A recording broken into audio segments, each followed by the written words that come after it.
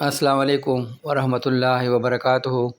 حدیث نمبر ہے 3818، مشکوٰۃ المصابیح میں سے ہے۔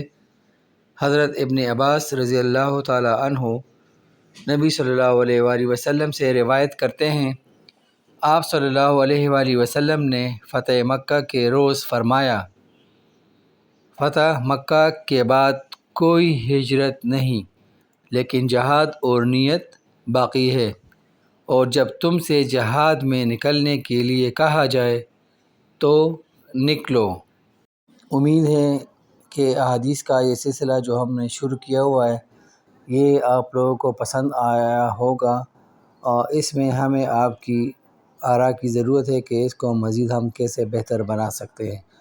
اگر کچھ اور ٹاپکس ایڈ کرنا چاہیں یا اس طرح کی تو ہم مشکور ہوں گے کہ آپ ہمیں اپنی آراء سے آگاہ کریں اور کمنٹس میں ہمیں لکھ کے بتائیں جی۔